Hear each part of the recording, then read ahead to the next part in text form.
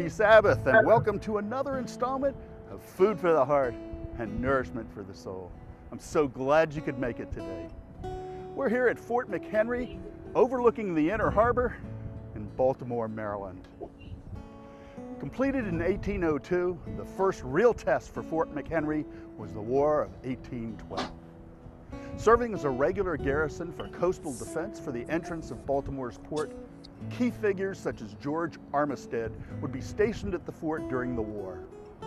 Armistead quickly intertwined Baltimore's community into the fort when in 1813 he approached local seamstress Mary Pickersgill and requested 2 flags to be made for the fort, including one so large that the British will have no trouble seeing it from a distance. When Baltimore was threatened in the fall of 1814, the fate of the citizens and their city fell into the hands of those defending Fort McHenry. Many people of all backgrounds, enslaved, free African Americans, women, soldiers, etc., came together to assist in the Battle of Baltimore and defense of Fort McHenry. Inspired Maryland lawyer Francis Scott Key wrote the defense of Fort McHenry, later called the Star-Spangled Banner, today's national anthem. Over the past months, we have taken you to places of interest and inspiration. Our purpose to direct your gaze to God's investment in His people through nature and at times His guidance through pivotal moments in history. Our Heavenly Father's involvement in our lives is directly tied to His covenant with us. This week, our Sabbath school lesson focuses on the love and friendship God has for us through a series of covenants. The covenant with Noah, the Abraham covenant, the covenant with Moses, and the new covenant. Now let's get ready to dig into the Word of God on this Sabbath morning, April 10, 2021. If I haven't already told you, we're thrilled to have you with us. Now let's join our panel of Bible scholars for this quarter's topic, the promise, and lesson number 2, Covenant Primer.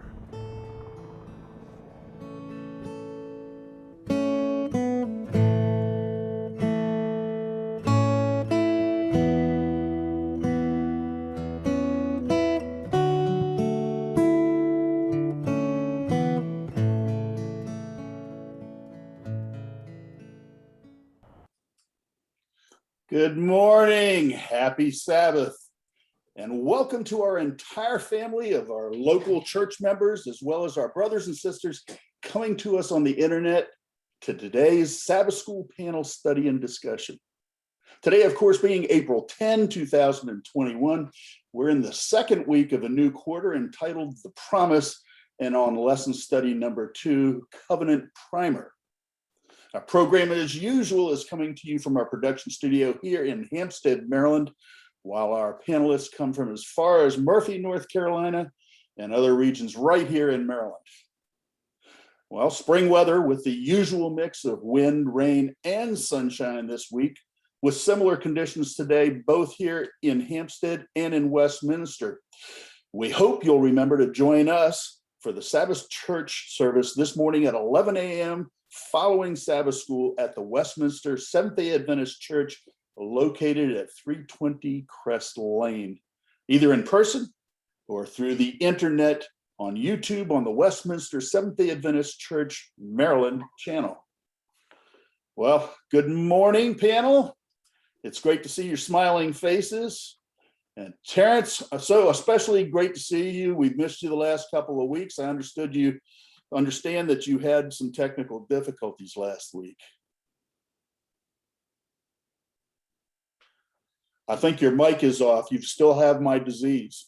Yes, I did. It's contagious, not COVID related. Yes, right. But yes, I was out of town. I took family away for a little bit, but I'm here now. So God is good. God is good. Well, I just realized my microphone as well was off. I was looking at your faces to see if anybody would wink at me. But you're going to let me ramble on without being heard, weren't you? Well, Harold, how's your week gone? It's been very good. Was able to get outside a little bit this week and get a few things done in the yard and enjoy the spring weather, but it's been very busy. But glad for the Sabbath, for sure. Yes. Oh, yes. And actually, even though rain brings clouds and it's not always the most uplifting weather. It's great for the grass. It's great for the trees, the plants, and we do like that. Yes. Ella, how about you? How'd things go this week? My week was very good. We had a lot of fun playing outside, had a very great Easter. So a very good week. Awesome. And Randy? Yes, very good. I'm with Harold. We got out and did a few things in the yard this week. Grass was greening up so fast that parts of it were taller than others, but we had to cut it. Yes. And it's green by like from 1 week almost to the next. It just went from kind of brown to green. Praise the Lord. Yeah. And again, into the week here. Happy Sabbath. Yeah, I also had my first mowing of the year. And as you said, some areas were tall and some I looked at as I was going over. I said, I don't need to mow this part. Did it anyway, just to go through the motions and get the stripes down. So Rudy, how about Murphy? Everything good down there? I'm trying to keep up with my new puppy. And he's a handful, but he's also a joy. So you know how puppies can be, ups and downs and trials and tribulations, but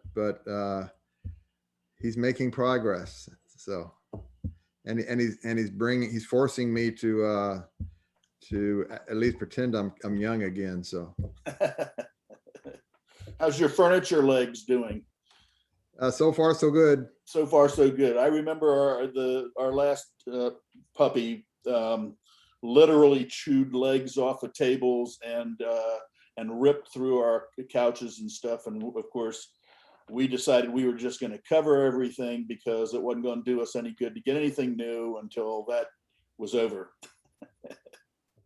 So, well, so far you've escaped that. That's great. Well, Rudy, you once again are going to lead out and get us started on this week's lesson. So if you could have prayer for us, and then the ball's in your court.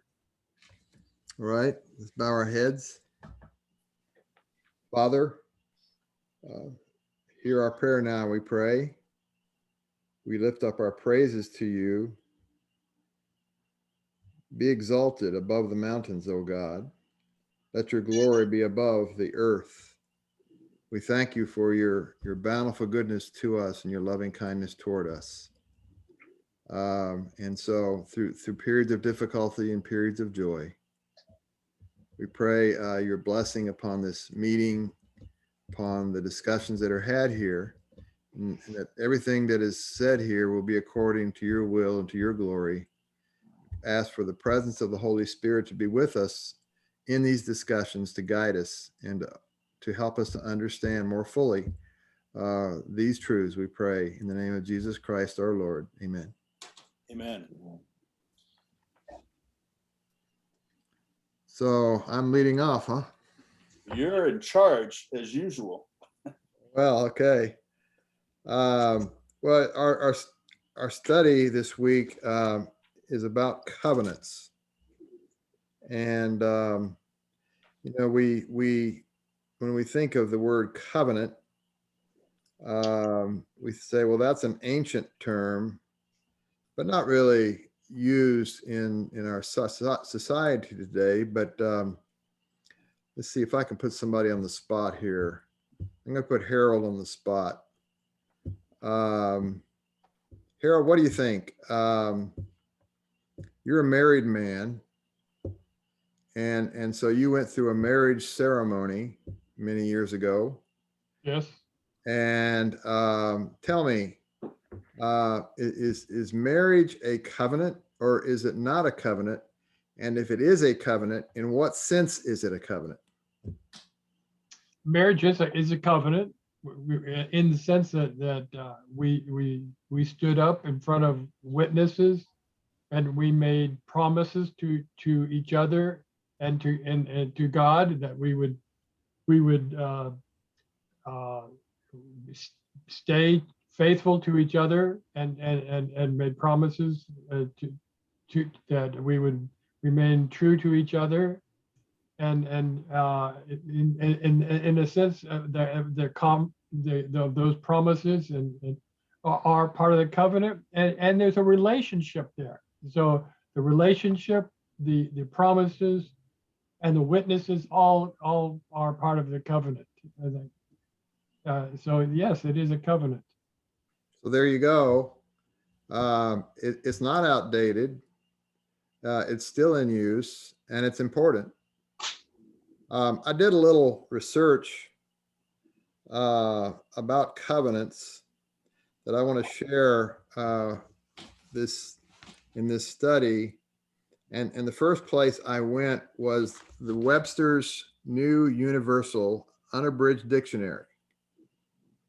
And I looked up the word covenant. And let me read to you the dictionary definition of covenant. Quote, a binding and solemn agreement by two or more persons to do or keep from doing some specified thing, a compact. Continuing in the definition, in theology, the promises of God to man, usually carrying with them conditions to be fulfilled by man, as recorded in the Bible. So I thought Webster did pretty well in that definition as a secular source. Then I went to the Seventh-day Adventist Bible Dictionary to see how that book would define covenant. And let me read the definition that I found there. It says that it's a term used in Scripture of agreements between man and between man and God. Generally speaking, a covenant usually appears in the latter sense. Ancient covenants were of two kinds, those between equals and those between a lord and a vassal. Throughout Scripture, however, the term covenant most commonly describes the formal relationship that existed between God on the one hand and Israel as the chosen people on the other. Obviously, this was not a covenant between equals, but between the infinite God and finite man. God himself determines the provisions of the covenant, made them known to his people, and gave them the choice of accepting or rejecting the covenant. Once ratified, however, it was considered binding upon both God and his people. In brief, the covenant embraced all that was required to make the plan of salvation fully effective. This is the type of covenant about which our lesson is concerned this week. And the author of our lessons, I want to quote, he has a definition here of covenant. He says, like the marriage covenant, the biblical covenant defines both a relationship and an arrangement. As an arrangement, the biblical covenant contains these basic elements, and he lists three of them. Number one, God affirmed the covenant promises with an oath. Number two, the covenant obligation was obedient to God's will as expressed in the Ten Commandments. And number three, the means by which God's covenant obligation is ultimately fulfilled is through Christ in the plan of salvation. So I know that I've filled your head with a lot of information about covenants, but it's a big topic, And I'm really just laying down the basics here, covenant basics, so that we can now in our continuing discussion branch out into specifics, the application of the basics to real life. And so the first one of those applications concerns a man named Noah. And Terrence is going to talk about that story. Before we go on to Noah, can I ask you as an attorney a couple questions about general covenants? Yeah, be careful now when you're asking an attorney, but go ahead. I know you'll slip me a bill later, but no, We only give opinions, you know. I understand that. Okay. The difference between a covenant and a contract. You're asking, is I'm there a not- difference? Is there a difference? Yes and no. A contract is a type of covenant. And as in our definition that I read earlier, I think the one from the Bible dictionary says that there are covenants between equals and covenants between those who are not equal. And covenants between equal are between men and men, mankind and mankind. And so that kind of a covenant can be a contract, or it can be called a contract. It sets forth agreements and obligations to be fulfilled, and then promises to be carried out once the obligations are carried out. So yes, a contract is a covenant, a type of covenant. Okay. So, but it's equal parties would be required in that case. Well, yeah, I mean, that's a relative term, I know, but as a general definition, it's supposed to be parties in an equal bargaining position, and therefore they can make agreements that are fair to them. Okay. All right. Well, thank you. Okay, Now we're looking forward to Noah. Noah. Okay, Terrence. Okay.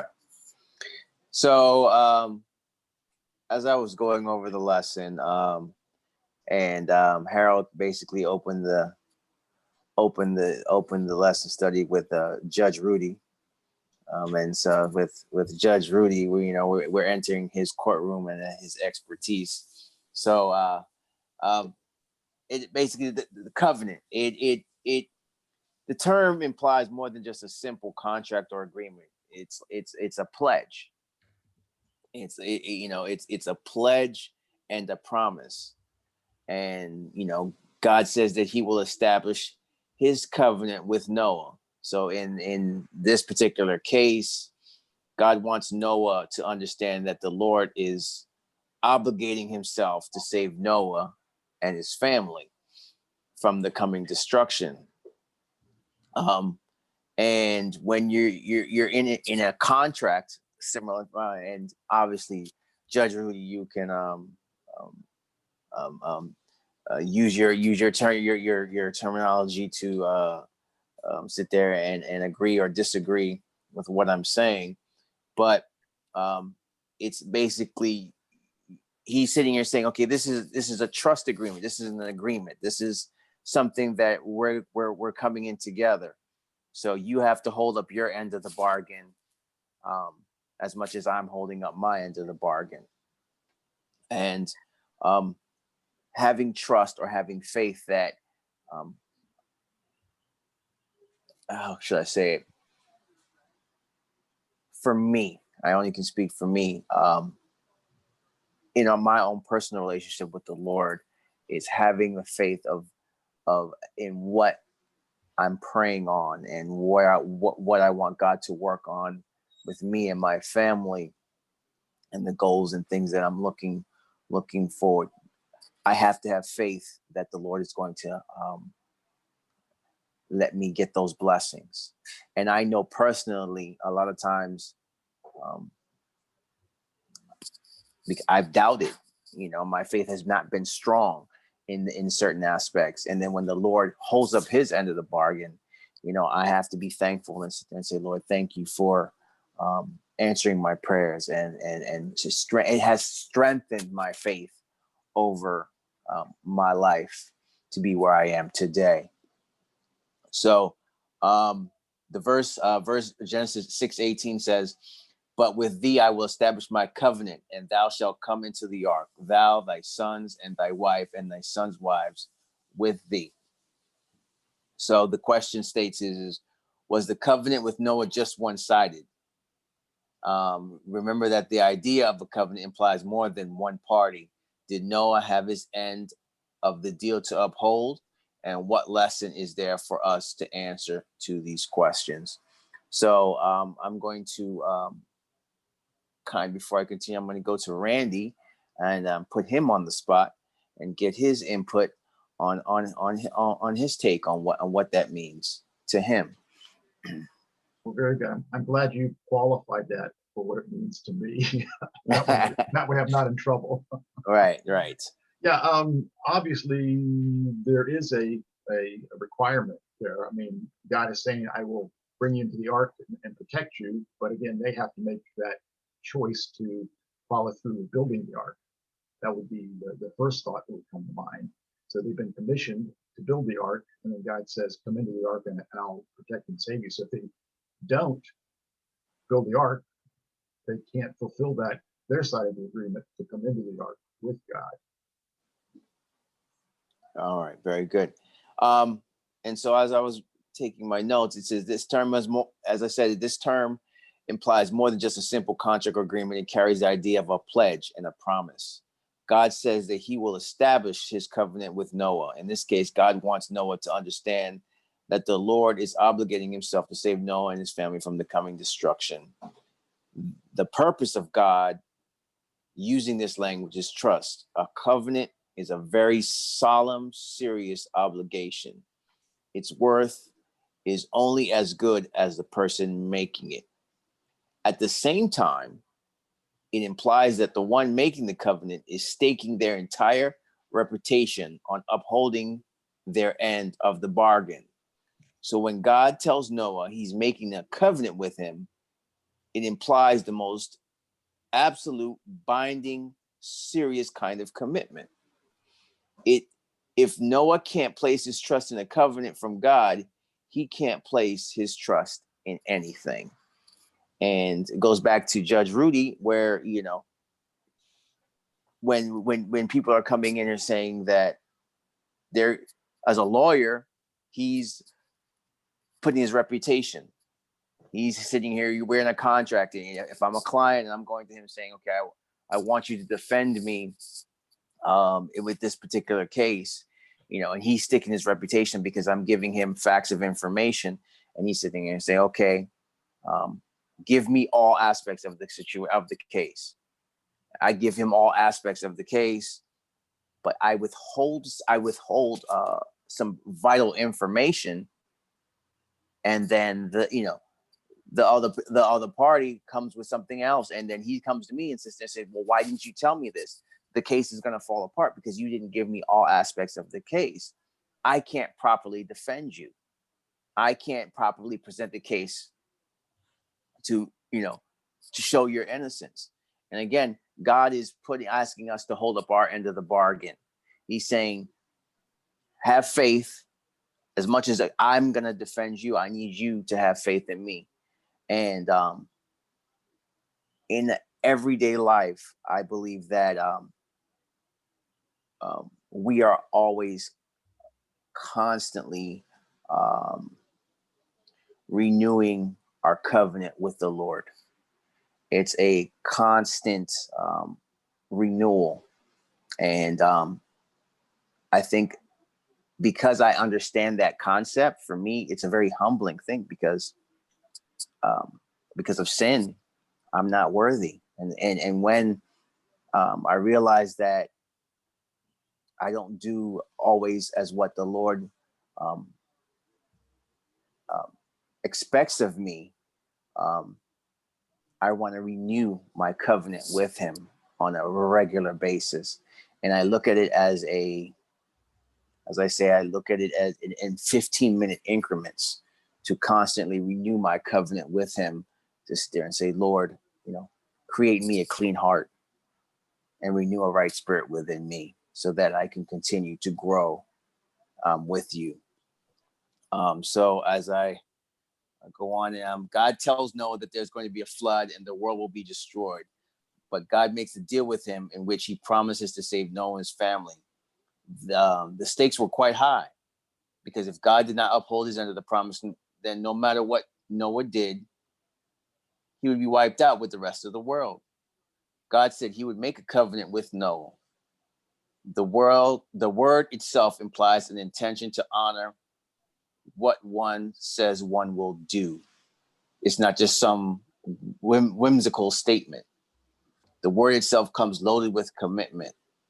Suppose the Lord said to Noah, look, the world is going to come to an end, and I might save you or I might not.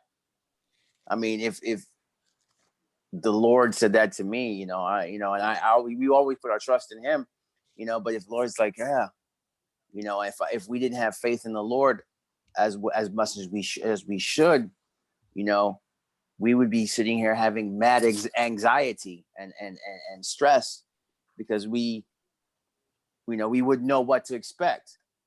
But that's the blessing of how good God is, that we can count on that on an everyday basis. We know we have that security of him dying on the cross for us. So when God tells Noah he's making a covenant with him, it implies the most absolute, binding, serious kind of commitment. If Noah cannot place his trust in a covenant from God, he can't place his trust in anything.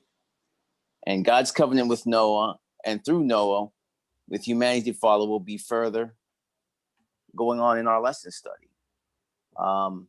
And so I'm going to turn it over to Ella and ask Ella what her input and what her thought process on this is as well.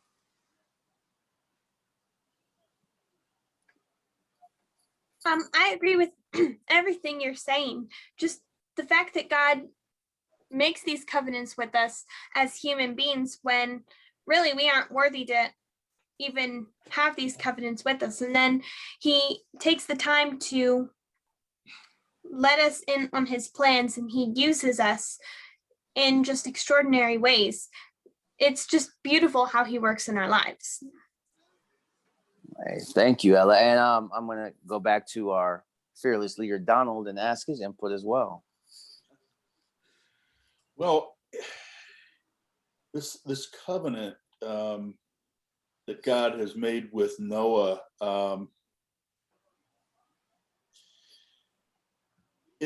it incurred more than Noah just building the ark.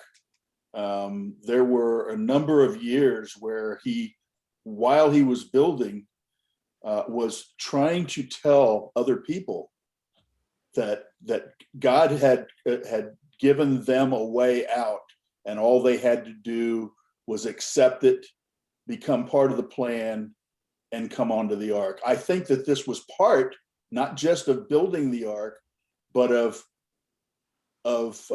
preaching and reaching out to others to fulfill God's idea of this, that there was fairness in all of this, that he's giving others a chance to come in, and it's only up to them to do it. Now, Noah, of course, and his sons, with their work, and by the way, we believe that there were others that worked on the ark too, who passed away before the end. But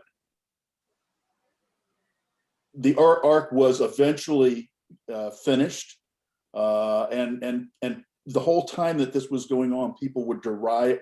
They were making fun of Noah and his family. They were doing.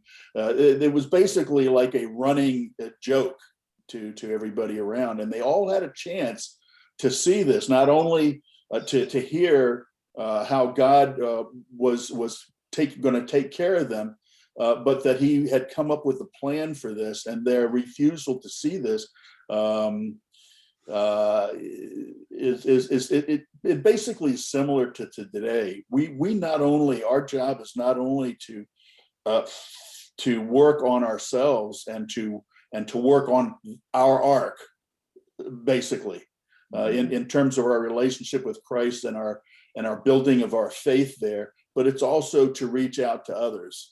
And so we're in the same boat. Now, I probably haven't answered your question, but this is where my mind took me. No, that's fine. You said it right. It works with what we're going through today, and I like how the fact that you referred it to like, it's our own ark. It's a constant. The point was that you stated is that they made fun of him, and he got ridiculed, disrespected. His family, everything else, everything that he was trying to do, they were just like, what are you doing? You're over here making this, what if we sit here and like, yeah, we're telling somebody that now, like we're gonna build something like this, and we start, putting this out there outside the church, and we're like, yeah, and trying to draw people to have, to do what God was asking of us, and we're getting laughed at on social media, getting lambasted, and especially nowadays with all social media, and as we see, people are dying because they get ridiculed, killing themselves, all these type of things. So could you imagine, if that was nowadays, how could we really trust God as much as we say that we wanted to trust him? Could we really sit there and say, yeah, okay, Lord, I'm going to put my faith and my trust in you, and stand up to that kind of ridicule and pressure? Or is our faith that strong? We as Christians sit here and say, okay, oh yeah, it sounds good. Oh, I said, man, oh Lord, I'll die for you. I'll do all of it. Really? You really think to deal with all what goes on today, is our faith that strong to be able to deal with all of that type of pressure? And so again, it's a very for me, it's a very sobering thought, because it's like, oh, yeah, am I really strong enough? Is my faith in the Lord that strong enough to sit there and be able to deal, with all the ridicule, pressure, and what's going on? Maybe in the beginning, maybe for the first week, 2 weeks, 3 weeks, maybe for the first, maybe 30 days, but 60 days, 90 days, 6 months. Am I going to be able to deal with that type of ridicule when everybody around me is sitting here saying, you're a fool. What are you doing? And having that faith in the Lord and sit there and say, I don't care what you say about me. I don't care what you think. I'm trusting in the Lord, that Lord's going to protect me and my family and those who have faith. So for me, it's a very sobering thought of renewing my faith in the Lord. And understanding is that we read this story, and we watch the films and the little cartoons or whatever about Noah and everything else, but they were in an ark with filth and all kinds of craziness going on, but yet they used a bird to go out and say, go here, take this bird, send it out this small of this window. Could you imagine the stench and all that stuff that was going on in there? It's not like they had porta potties and things like that in there to deal with all that. They didn't have all the resources that they have today, but yet, okay, and go find land to see that God was going to take care of them. So, and I guess I got Harold. Yes, I didn't get you. You thought you were going to escape. No, I wanted your input as well. What do you feel about this, about Monday's lesson? Well, there's something very important about the covenant with Noah. There's a lesson for us in Noah's.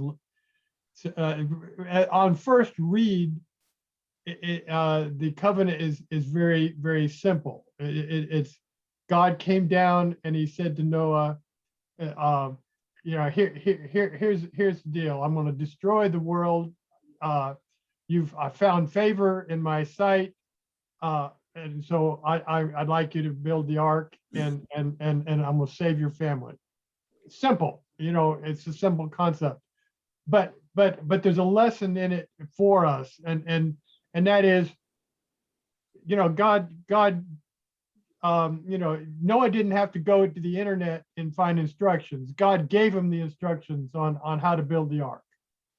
God told him so God told him, this is what I need you to do. He told him how to do it. God gave him the strength. He gave him the power, to do it. So Noah was given a job to do, but God gave him all the resources, all the power, everything he needed to meet his side of the obligation. God gave it to him. So all Noah had to do was to decide to follow through. God gave him all the skills, all the power, everything he needed to make it happen.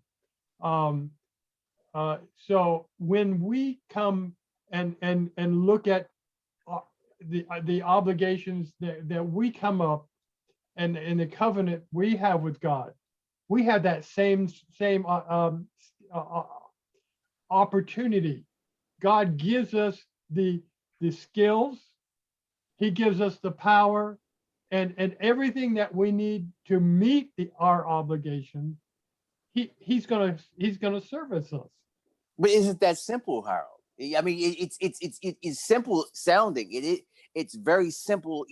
As you're saying, it's very simple because it's very plain. But in reality standpoint, is it really that simple? The hard part is trusting God. Okay. The hard part is trusting God. If we put our trust in God, that's the hard part.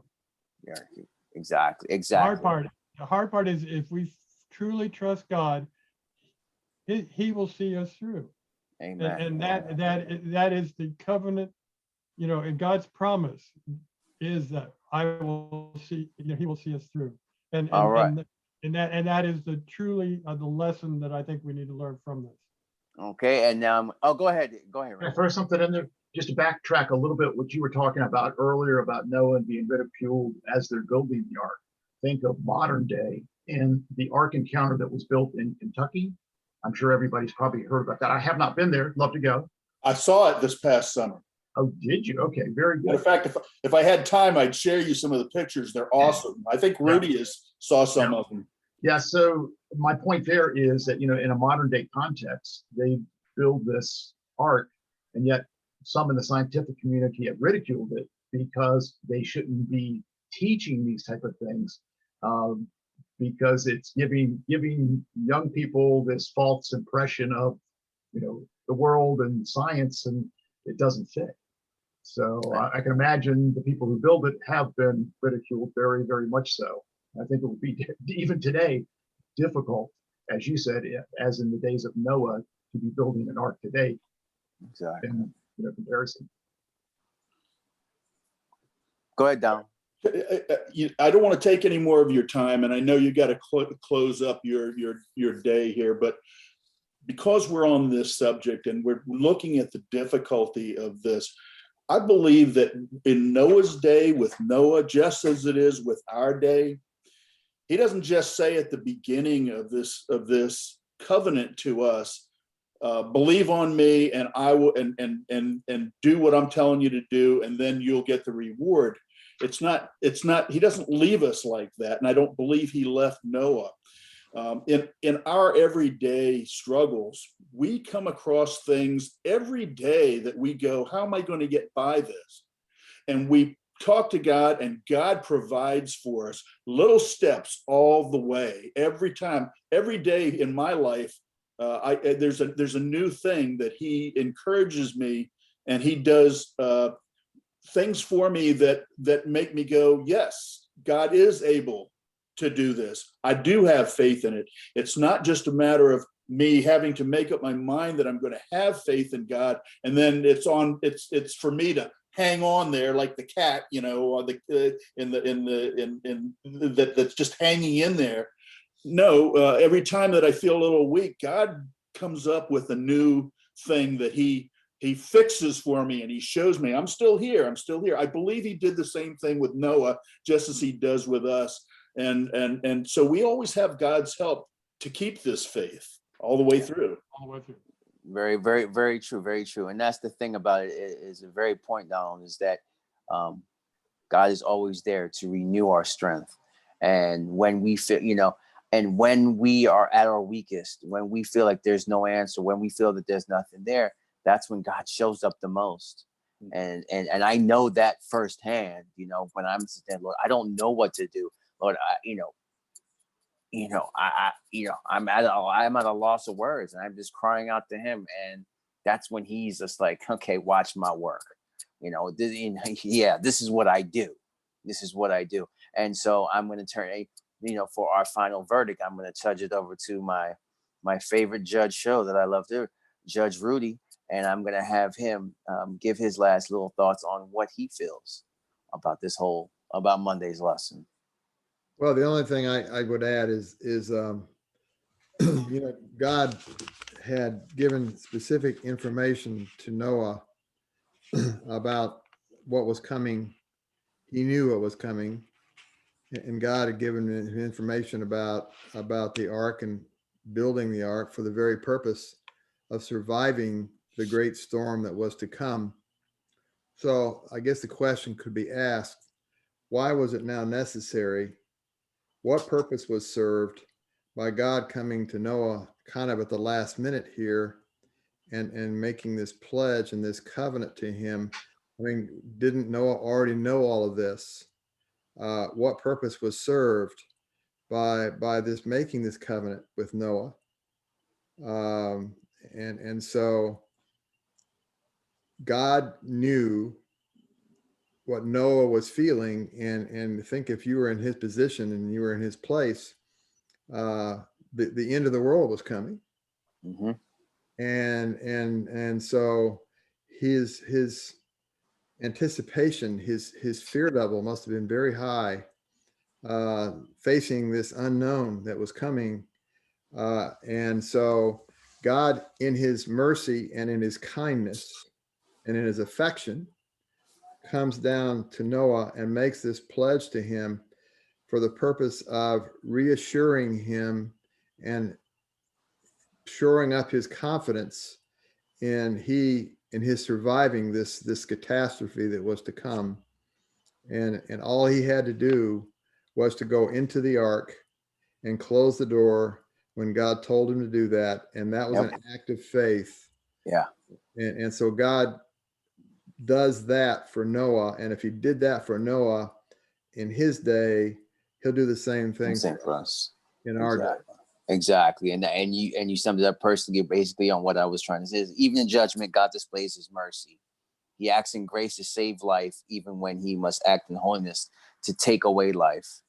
And Noah displayed a great character by doing exactly what God commanded, even as ridiculous as it may have seemed, yet trusting the Lord, looking beyond what anybody could see, and just being obedient. God spared his life. How much more should we be able to do that today? If we just, it's like Harold said, it's very simple. The simple instruction: follow what God is telling us, and God will guide us through. And yet we make it so complicated. I only can speak for me. I make it complicated. I make it very complicated, because I'm saying, well, Lord, but it's like, what are you doing? Stop trying to drive the car. Let me drive.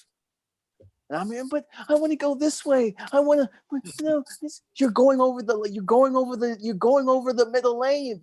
You can't pass. The lines in the road, you're going to get pulled over. But they're driving too slow. I'm trying to get to church. And it's basic instructions. So again, I'm thankful for the lesson study. I'm thankful for Monday's lesson, because it just reapplies of where I need to keep my focus and keep my eyes on what the Lord's telling me, and continue to renew my faith and my trust in him. So with that, I turn the lesson over to the next one, to Tuesday's lesson. All right, then. So we can go ahead and get started with Tuesday, and we're talking about the covenant God made with Abraham. So let's go ahead and turn to Genesis 12, and we're going to start out by reading verses 1 through 3. And it says from the New King James Version, "Now the Lord had said to Abram, 'Get out of your country, from your family, and from your father's house, to a land that I will show you. I will make you a great nation. I will bless you and make your name great, and you shall be a blessing. I will bless those who bless you, and I will curse him who curses you. And in you all the families of the earth shall be blessed.'" So just looking at these 3 verses to start out, we can see just from the first verse where God's telling Abraham to leave your country, leave your family, and go to a land that I will show you. That shows right there that Abraham had great faith to follow God when he told him to. Abraham made mistakes along the way, like when he was in Egypt and in other places, but he stayed faithful to God, and he's been an example throughout the Bible. Let's focus in on that, on verse 3. I'll read it again for everyone. It says, "I will bless those who bless you, and I will curse him who curses you. And in you, all the families of the earth shall be blessed." So, in this verse, there's a promise and it says, "In you, all the families of the earth shall be blessed." So how could all of the families of the earth be blessed in Abraham? Let's look at some verses in the Bible that will answer this question. So Mr. Don, if you could please turn to Matthew 1 through 2. Mr. Terrence, if you could please go to Matthew 1:16. Mr. Rudy, if you could please go to Galatians 3:6 through 9. Mr. Harold, if you could go to Galatians 3:28 and 29. And Mr. Randy, if you could please go to Ephesians 2:8. So I'm going to do a little bit of pausing in between a couple of these verses, so I will tell you when I'm ready for you to read your verse. So Mr. Don, we can go ahead and get started with you. Okay, you gave me Matthew 1, verse 1 and 2, correct? Right. Okay, in the New King James Version, the book of the genealogy of Jesus Christ, the son of David, the son of Abraham. Abraham begot Isaac, Isaac begot Jacob, and Jacob begot Judah and his brothers. Thank you. So here we're reading the genealogy of Jesus, and I'm not going to go through the whole thing because that would take a while, and I would probably really mess up some of the names. But let's skip down to Mr. Terrence at verse 16 in the genealogy of Jesus. And Jacob begat Joseph, the husband of Mary, of whom was born Jesus, who is called Christ. Thank you. So we see from these verses that Abraham was, that Jesus was a descendant of Abraham. And I'm going to read a quote I found in Clark's commentary that I thought really went along with this. And it says, "And thy posterity in the Messiah, who shall bring from thee, shall all families of the earth be blessed. For as he shall take on him human nature from the posterity of Abraham, he shall taste death for every man. His gospel shall be preached throughout the world, and innumerable blessings shall be derived on all mankind through his death and intercession." All right, Mr. Rudy, if you could please read your verses. Galatians 3:6 through 9. Yes, thank you. Even so, Abraham believed God, and it was reckoned to him as righteousness. Therefore, be sure that it is those who are of faith who are sons of Abraham. The scripture, foreseeing that God would justify the Gentiles by faith, preached the gospel beforehand to Abraham, saying, all the nations will be blessed in you. So then those who are of faith are blessed with Abraham, the believer. All right, thank you. And Mr. Harold, your verses, please. There is neither Jew nor Greek, there is neither slave nor free, there is neither male nor female, for you are all one in Christ Jesus. And if you are Christ, then you are Abraham's seed and heirs according to the promise. All right, thank you. So what is the idea displayed in all of these verses that we have read? What is showing how all of the families of the earth were blessed in Abraham? I'm going to open this up to the whole panel.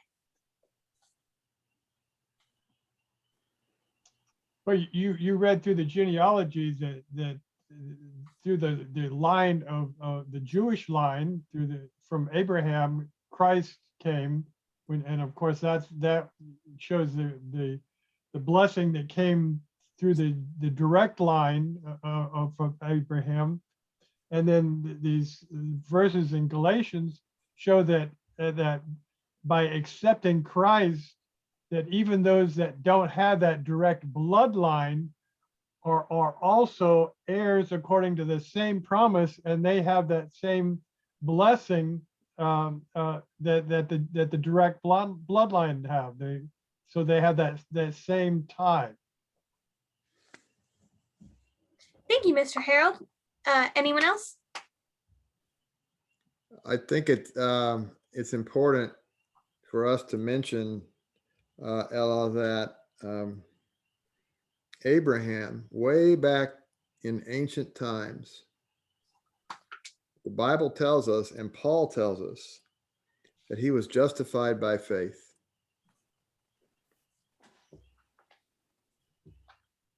Right. Yep. I think that's very important as well. So even back then, Abraham revealed the key relationship between faith and works.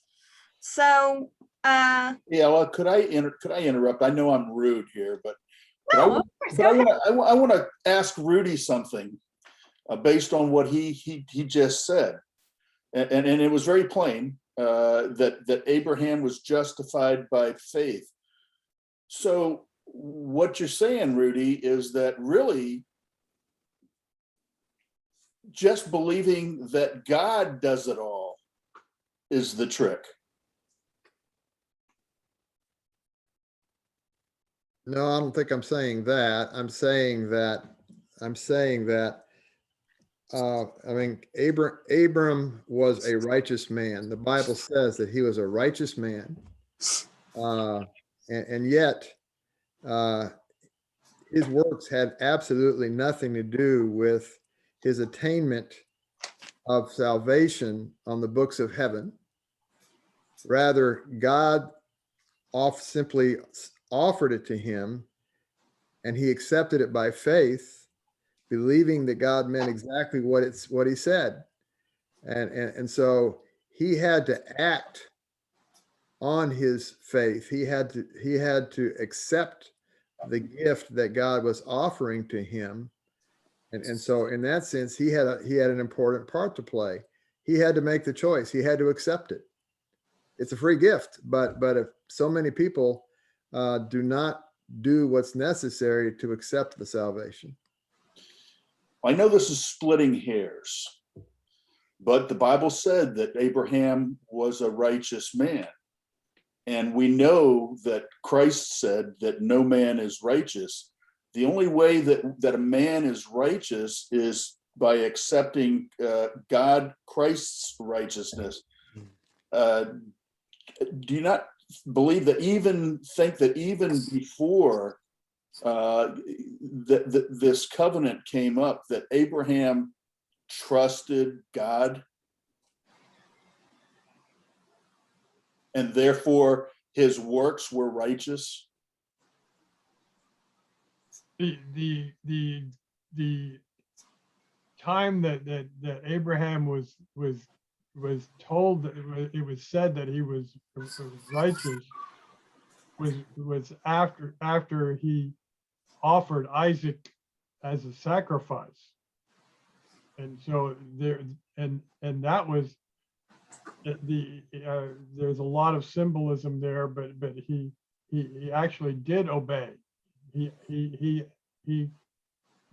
literally offered Isaac, his son. So before that, sorry to interrupt, Harold. So before that, are we saying that his works alone, he was just going through, he was, how should I say it? I got to pick up on a key word that Don said, and because it's crucial. Okay. Yeah, and that is that he trusted God enough. Okay. Because the promise had been that he would be made a great nation through his son Isaac, and he trusted God enough to know to follow through and do what God said, even though if he killed his son, God he believed that God would follow through and still make him make a great nation through his son Isaac. How? That's not his problem. God has made the promise, and so that's beyond, that's trust. And Mrs. White makes the promise, makes the statement that this was a witness to us here, as well as witness to the angel of true trust in God's promises. And that's where that trust is the example that of the righteousness, is the true trust in God. All right. Where we lose it is the lacking of trust. Wow, that was really insightful. Thank you, everyone. While we're on this point, I'm going to switch around my lesson real quick, and we'll come back to you, Mr. Randy. Don't worry. So, I'm going to switch around, and I'm just going to read Genesis 15:6. That goes along with what you're just saying, and it says, "And he believed in the Lord, and he accounted it to him for righteousness." So, in what ways? How does this verse show the basis of all covenant promises? That's what made him a righteous man. Exactly it. That's just what we said. Yeah. Yeah, not of his own works. Nothing he did made him righteous, but Christ made him righteous. Yep. All right. Thank you. And that sort of goes along with what the verse Mr. Randy has to read. You may go ahead and read it. Absolutely. I had to keep quiet there because I didn't want to ruin the verse, because I've got it in front of me already. Ephesians 2:8, "For by grace you have been saved through faith, and not that of yourselves. It is the gift of God." Oh, could you read verse 9 too, please? I'm Verse sorry. 9, hold on, I have to pull it up because I have it on the screen.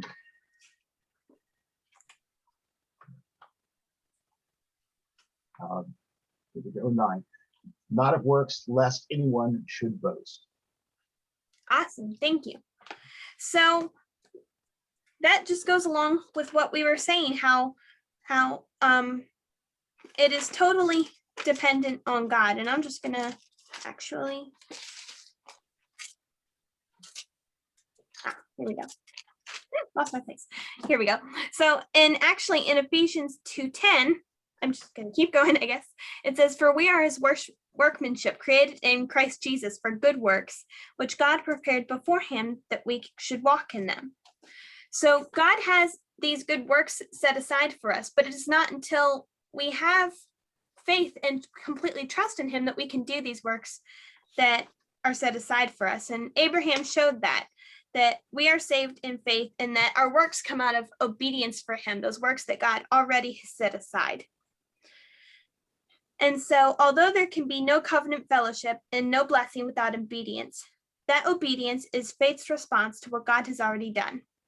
And this faith illustrates the principle in John 4:19. We love God because he first loved us.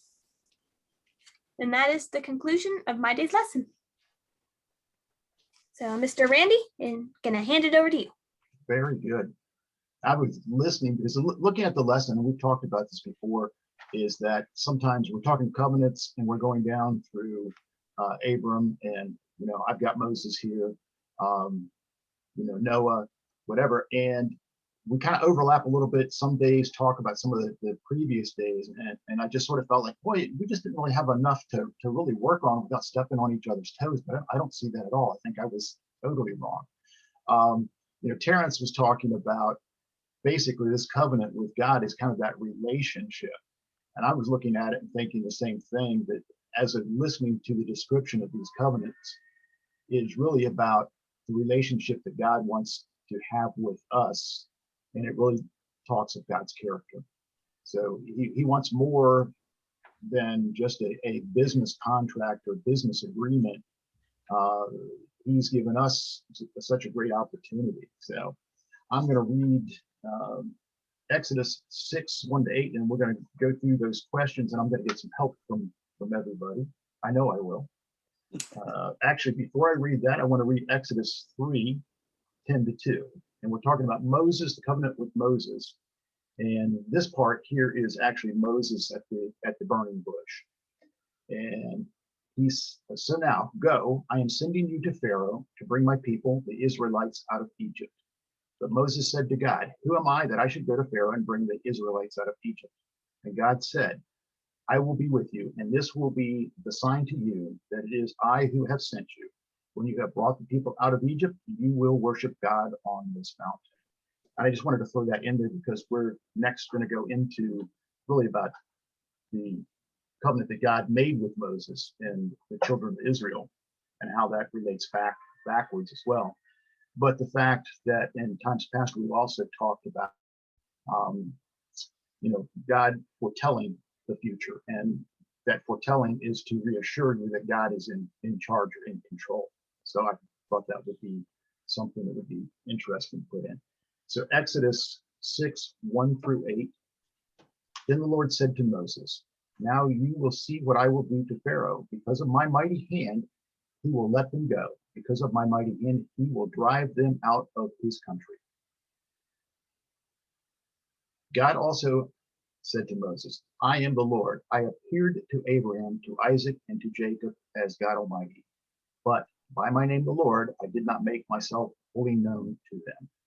And I'll pause here for a second because I was looking at that, and it says, I am the Lord. I appeared to Abraham, to Isaac, and to Jacob as God Almighty. But by my name, the Lord, I did not make myself fully known to them. It sounds a little confusing, but as I looked a little further, it's really talking about coming from the God who makes the covenant to the God who keeps the promises.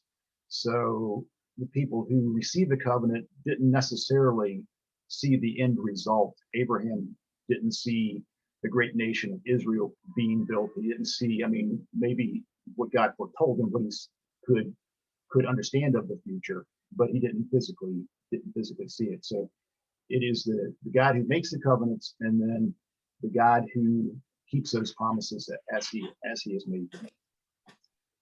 I also established my covenant with them to give them the land of Canaan, where they resided as foreigners. Moreover, I have heard the groaning of the Israelites, whom the Egyptians are enslaving, and I have remembered my covenant. Therefore, say to the Israelites, I am the Lord. I will bring you out from under the yoke of the Egyptians. I will free you from being slaves to them, and I will redeem you with an outstretched arm and with mighty acts of judgment. I will take you as my own people, and I will be your God. Then you will know that I am the Lord your God, who brought you out from under the yoke of the Egyptians, and I will bring you to the land I swore with uplifted hand to give to Abraham, to Isaac, and to Jacob. I will give it to you as a possession. I am the Lord. So that was basically the focus of the main scripture part of this lesson. And in there are some questions, and I'd like to throw those out and see what we can come up with. And the first question in the lesson says, what covenant was he talking about? What covenant is God talking about here?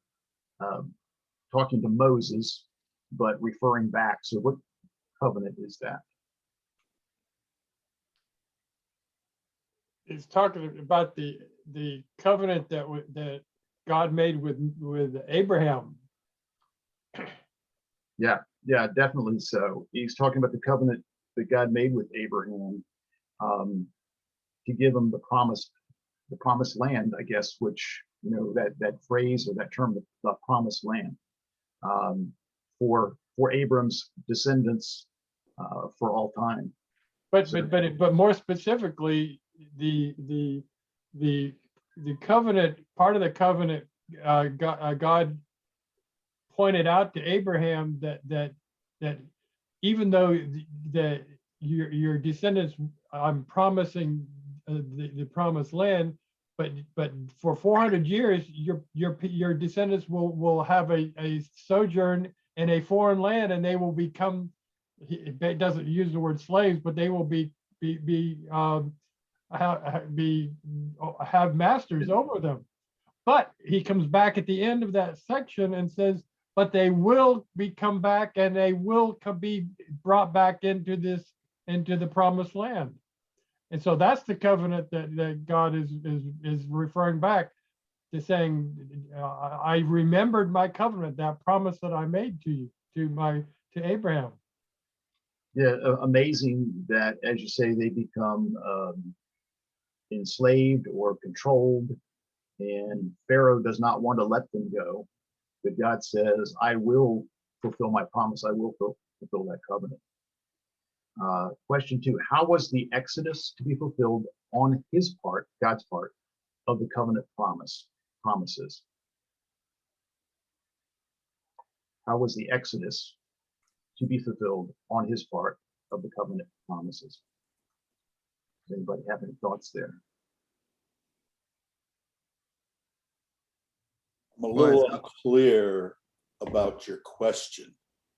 Right out of the lesson. Which doesn't mean that I'm going to be clear about it. That is fair. That is fair. Yeah. Basically, the covenant that God was making with Moses, and also in reference to Abraham, or back to Abraham, because we're talking about that, the covenant, overall picture of the covenant, and that chain or lineage, if you will, from on down Abraham and so on. I mean, essentially, this is the same covenant, is it not? Yeah, but it says, how was the Exodus to be fulfilled on his part of the covenant promises? And I see that, or whatever, is them going from, going into that, the inheritance of that promised land. So Abraham, I guess, left his home, passed through the various places on his journey. In other words, God calls him out of the land that he knows and understands to a place that he doesn't know. And I guess, goes through the land of Canaan at some point in time, and basically tells him, this is what your descendants will inherit. And I see that as a fulfillment of that covenant of promise that the children of Israel are going to actually receive that land, and through the Exodus. This was a one-sided fulfillment. The children of Israel for 400 years did nothing to create this event. If anything, they backslid. They forgot about the Sabbath. They began doing all the things that the Egyptians around them were doing. It was God's remembering his covenant that he had made with Abraham that created that set off this chain of events which brought them out of the land. If you read in Genesis 15 verse 16, that's part of the Abraham covenant. After God talks about them being in slavery, for the 400 years, he says, but in the 4th generation they shall return here. That's the fulfillment. That's the Exodus fulfillment. Yep. So that's that. So when we're talking about the covenant actually coming true, there it is. gives you a specific focus or direction on the map, exactly, not a physical map, but shows it or lays it out there for you. It's a good time to say when the time was ripe, and you know, and here it is, you know, the fourth generation, it's there. It's time to happen. Yeah, and Don's talking about the backsliding and so on. I don't think they did so well even coming out of Egypt and No, afterwards. So Oh, I think nothing that they did to earn it, for sure. No, Correct. That is right.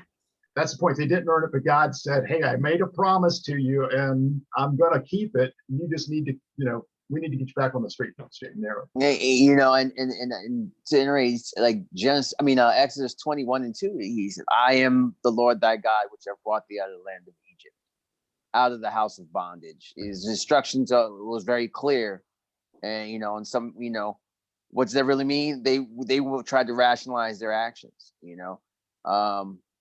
You know, and Donald said it as well. Is like they were backsliding, they were doing whatever they wanted to do. And God said, "I'm going to follow these instructions, and I'm going to take you away from what you're going through." And it goes back to kind of what we all were talking about with the lesson studies. So we just have to trust and follow his instructions. And go ahead. Right. Go ahead. I didn't mean to interrupt you. No, you're fine. Go ahead. I just have a question. Judge, you always you overrule what needs to be done. I've been overruled, so go ahead. Now you make me feel bad. No, don't worry about it, brother. Go ahead. Well, I just have a question for Randy. Are you saying that this covenant was unconditional? No, I'm not saying that. Well, then if there were conditions, what were the conditions? What were those conditions? The original had conditions. I believe the conditions were already fulfilled back in Abraham's day. Well, but look at verse 7. Read verse 7 and tell me what the condition is. There a condition that's at least implied in verse 7?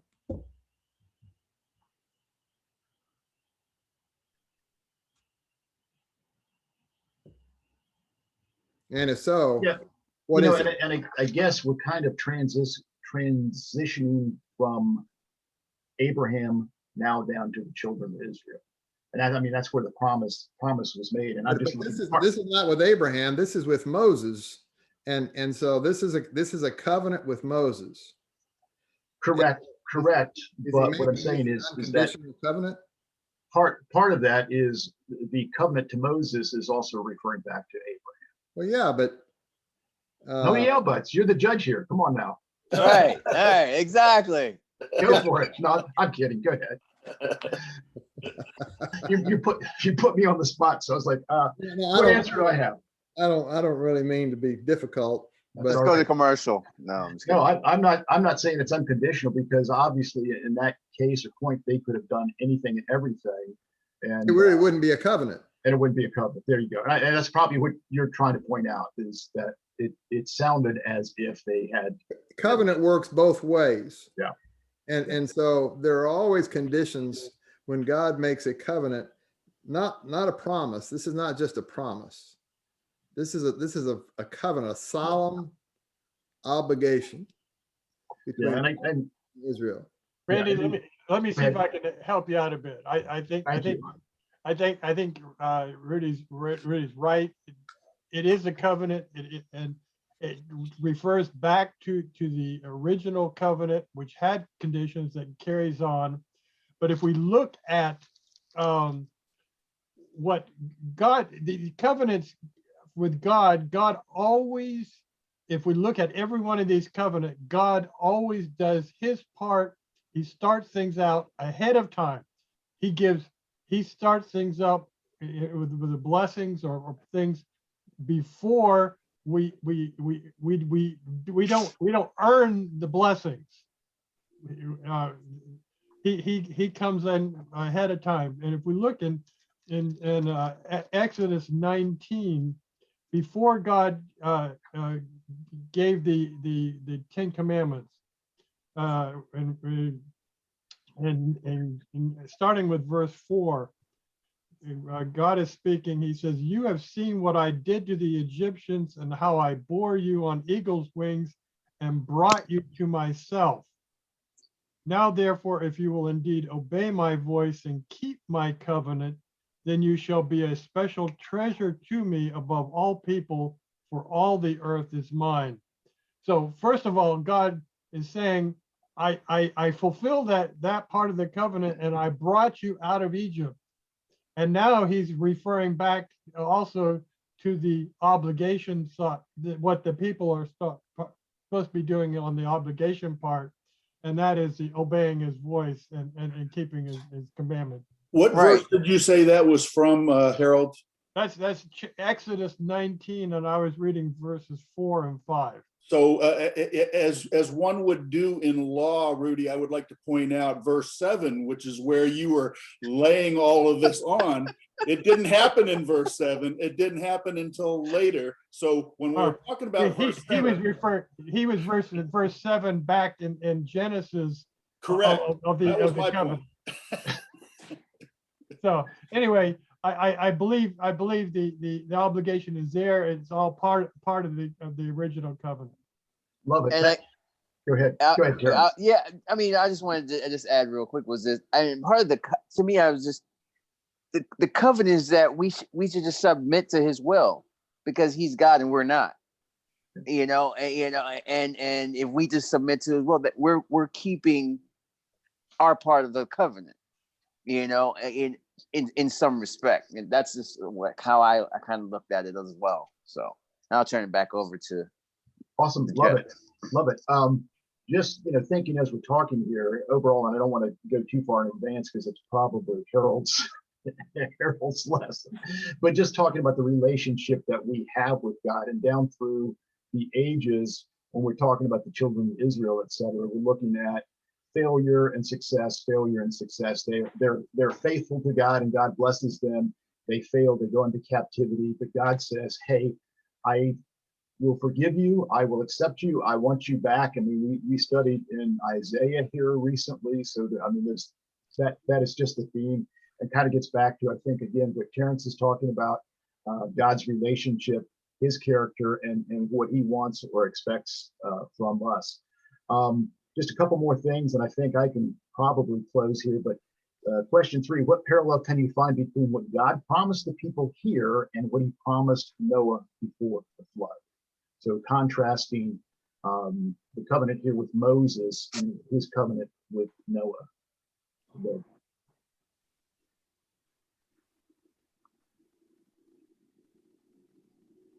All silence. We talked everybody out here, didn't we? Well, no, I don't think you did. I think we're afraid that we're going to start a long conversation here and never get to the next day.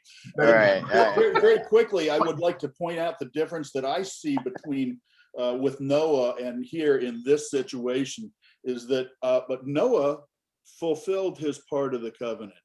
The children of Israel kept on not doing that. And we see through the history of the children of Israel all the way to Christ's time, they kept on not fulfilling their part of the covenant. Yeah, and so that's just my point of view.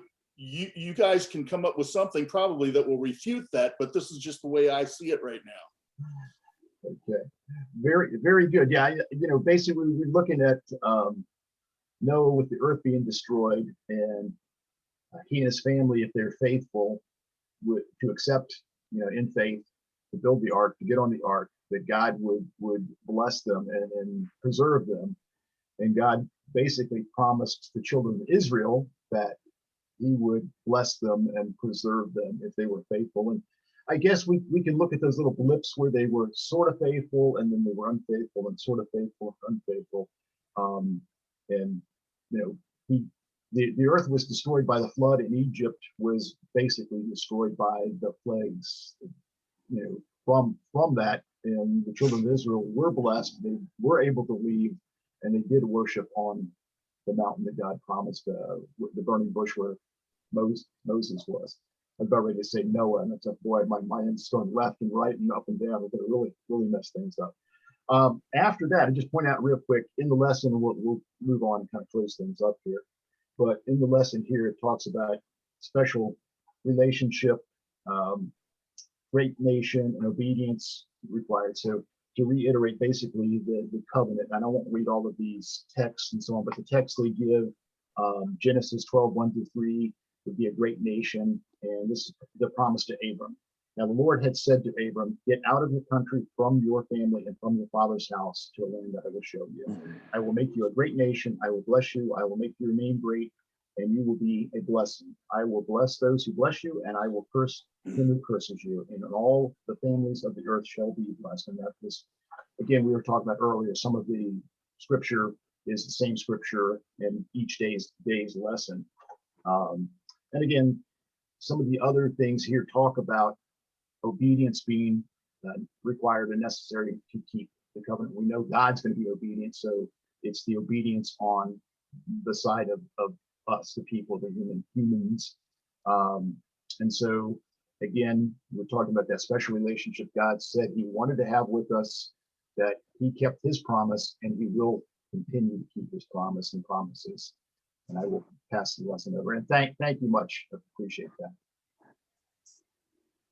All right. Well, now we come to the new covenant. We've been talking about covenants. We started with a good primer as to what a covenant is with Rudy. We've looked at what covenants with how Noah, God made a covenant with Noah and with Abraham and with Moses. And I'd like, before we talk about the new covenant, sort of just try to grab some common elements of covenants with all three, because we need to understand and see that, because why we had to have a new covenant is crucial to see here. What were there common things in these covenants? What did Noah covenant with Noah and Abraham and Moses, and if we studied and had more time, we could see other covenants. What do they all have in common? And if as we think about, if as we've looked at them, God came and initiated the covenant, and in every case. When we looked at Noah, God came down to Noah and said, Noah, we have a problem here. The wickedness is great, and laid it out and gave Noah instructions and etc. And we looked at Abraham, and in every case, God initiated it. He came to Abraham and said, Abraham, I need you to move on. I want to make you of you a great nation. I want to bless you, etc. And if so, his first covenant, he asked him to move, and he went on. And later on, he went had asked him, told him, again, I want to make of you a great nation. And went on, but each time the same thing with the Moses, and God came down and said, Randy, you started with the burning bush, and then God told Moses, I want you to go let my people go, and send them in, and then we read about how at Mount Sinai, God came down and initiated this covenant. So each one. Another lesson, a thing that we can see, is these covenants are progressive in a sense. They tie together. They're not standalone covenants.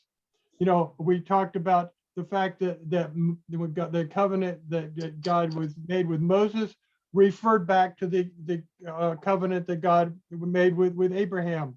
They tied back together, and in fact, there are some similarities. They build on each other. They tie together. They are very much symbolic and tie together. One of the other things that is common in there is that they all build on a ultimate fulfillment in the plan of salvation. They start with Genesis 3:15. If original, they don't use, the Bible doesn't use the word a covenant, but what is Genesis 3:15 but a promise that God is going to put enmity between the serpent and the woman, and he's going to, that beginning promise of the plan of salvation. And so that's the foundation. That's why we had our lesson last week, to set this foundational beginning for us, that we have that remembrance in our mind. And so all of these covenants build on that foundation. And each one, if we look at keep that in mind, when God came to Noah, what is he trying to do overall? He could have said, this was a bad experiment. I'll destroy just destroy everything and start over again.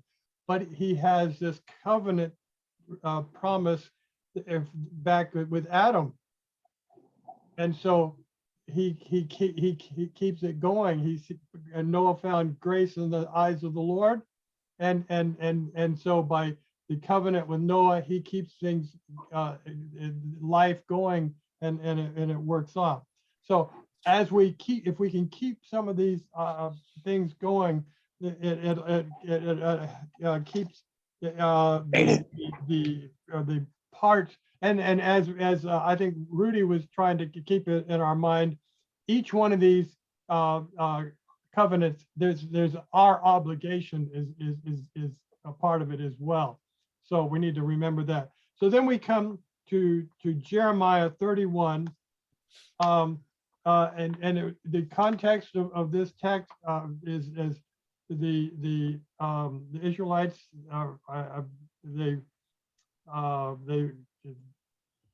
basically they've been they're in captivity, and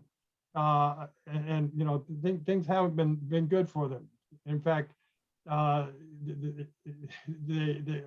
Babylon, is Nebuchadnezzar, they've taken everyone captive. Jeremiah has been prophesying that this is going to happen. He's been the lone voice that's saying that it's going to happen. It's going to happen. In fact, he's been left behind because he's not worth anything to even to the Babylonians. He's left back, but God gives him a message, and as we read in Jeremiah 31, starting with verse 31, behold, the days are coming, says the Lord, when I will make a new covenant with the house of Israel. Now, when we say a new covenant, that means we're referring back to another covenant that's already been in existence, right?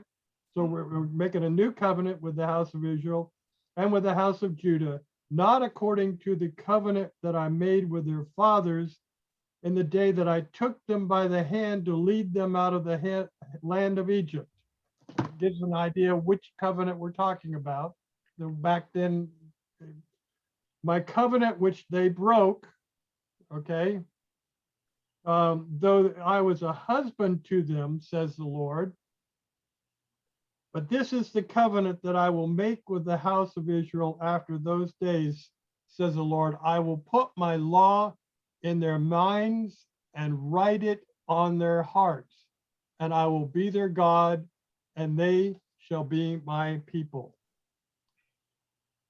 Okay, now, do you recall if we go back to Exodus, what was the response of the people when they heard about the God's promise? In fact, I just was there. I should have kept it. Exodus 19, right after we talked about what I read, God saying, now you know what I did. I'll bore you up on eagle's wings. There, you keep my covenant. And then, but in verse 6 in Exodus 19, and you shall be to me a kingdom of priests and a holy nation. These are the words which you shall speak. Let's see. I'm skipping. My eyes aren't falling on it. But what was the response of the people back to Moses about basically the commandments? Didn't they, if I'm correct, didn't they all say, yes, tell God we will definitely do these things? Weren't they? They said, all that the Lord has said, we will do. Yeah. They were gung-ho and ready to go. Oh, you got it. Yeah. Yeah, basically everything they said, we will do. But as we read here and as we know the story, Didn't last very long. Didn't last very long. But this is a covenant, and that he says that they broke, even though I was a husband to them. It's an interesting term that God is saying, I was a husband to them. What is the job of a husband? Don, can you? What's to provide, to take care of, to protect, Okay. And to guide. All right. So and God did that. He did that, as we see through Scripture all through. Even though God did all of that, the Israelites, they rejected. They went every which way, but following him. And so here we have this covenant is going to be. This is a covenant, and it's going to be. I will put my law in their minds and write it in their hearts. So first of all, the thing that I want to point out as we look at it is there's still the law. Same law. No change in the law. But instead of writing the law on stone, the law is going to be put in their heart and in their minds and on their hearts. So the question is, what is the meaning of putting something in a people's heart and in their minds? It's all described in the first 11 verses of Romans 8. All right, let's go there. Romans 8. Just real quick, we won't spend a lot of time here, because keeping in mind that we're going to have a whole week looking at this later on, but just to get a quick look at this, Romans 8. Can you pick out a couple key words on this, Rudy?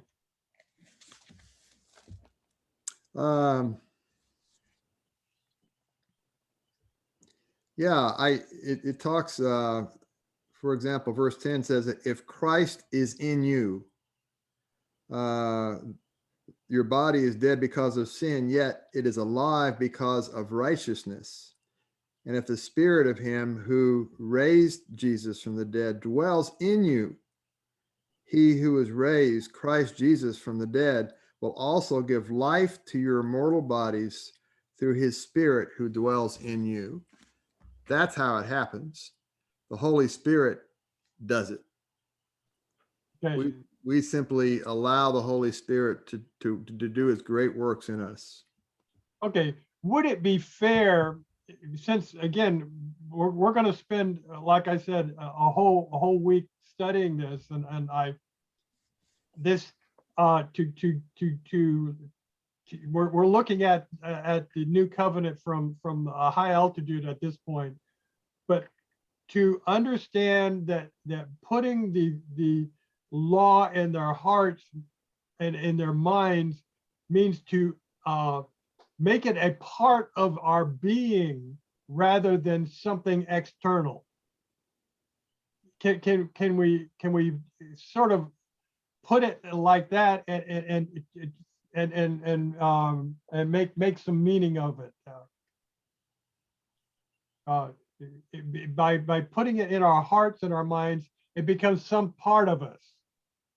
It becomes part of our being rather than something external. So, and then so is it really then a different covenant? Has there really been any change? Well, I think the change appears to be that now God is fulfilling both sides of the covenant. Sure, as he has, part of my point that I tried to make with Terrence at the beginning with Noah, that God has been doing both sides all along anyway. Yep.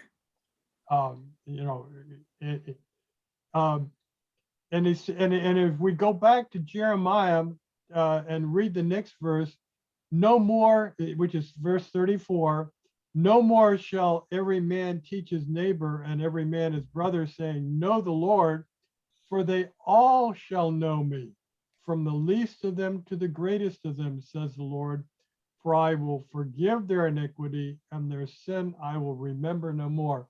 Again, by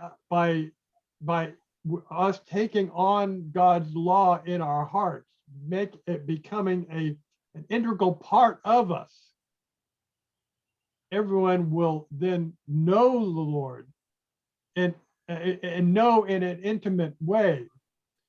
And so we will not have to be going out and telling people, because we will then all know the Lord. Again, that relationship, an important part of what we're talking about in this covenant. All covenants have this relationship, and people, each one of us will have our own relationship with the Lord, and that's the starting point. And so again, as we looking at this new covenant, it's really each one, they're all basically the same covenant. God comes in and is working out some kind of relationship and promise, ultimately trying to get us from where we are to the plan, through the plan of salvation, and redeem us wherever we are to redemption. And each one of these covenants is a restating to based on where human beings are, and so that is the important part. And so as we look at and go through each one of these covenants in a more detailed manner, we can look at the progression through the scripture of God's plan, and not look at them as individual, but see God's adjusting and wording and progression of his plan of salvation. And so now, as we look at what we can do, again, God does it all for us. Our job is to accept and follow through. And the key word, and the key word that I see throughout this, and we used it a number of times, is trust, is put our trust in God. And so that's the key word that I see throughout this and through the covenant with God. We started with Noah.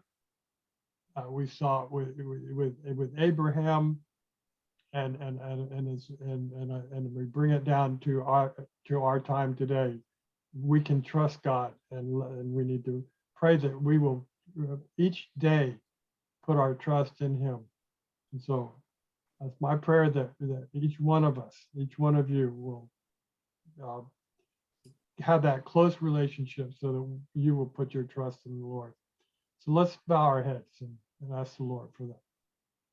Dear Heavenly Father, we thank you for this lesson on the covenant, for the stories, for that we see how you took care of your people in the past. It gives us confidence that you will take care of us, that we can trust you. And we thank you for the plan that you have for this ultimate redemption of getting rid of sin, and that you want each one of us to be with you through eternity. And we ask that you will be with each of us. And we thank you for that, for your promise and that for each one. And ask that you'll be with each one listening and watching us today. In Jesus' name, amen. Amen. Wow. Well, I am so happy that we had our whole panel here today, because I will tell you that when we're all together and we're all giving feedback, I realize that at times it seems like a sort of like you're in a carnival, but the different points of view, and we don't always share exactly the same point of view at the same time, but they open up our minds to see other things that we wouldn't normally see, and I think the value of this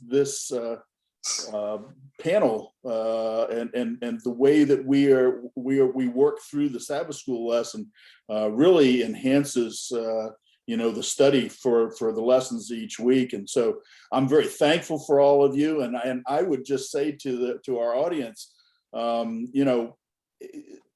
there are a lot of different ideas that come from this, and just because our Sabbath school lesson is over now doesn't mean that you can't run with some of these and do a little more study on your own.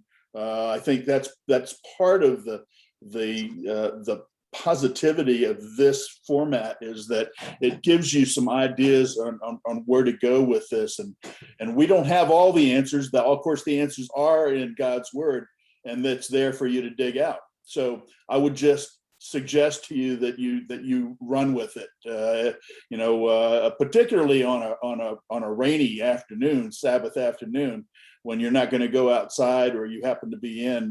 It's a great time to take advantage of this. I would like to say that I have this bad habit of not having my microphone on when we get started.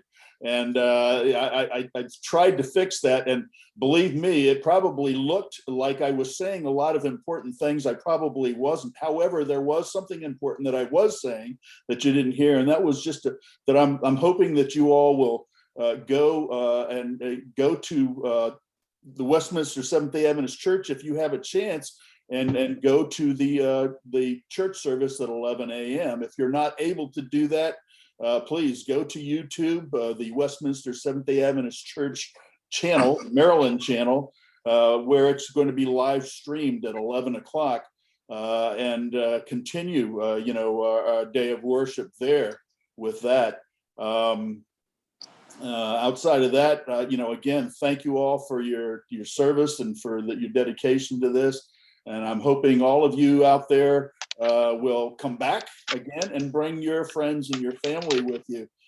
This is it's a blessing to us that are involved with this, but I believe it can be a blessing to others. So please, this is your way of spreading God's word, is maybe to invite them to join us next week.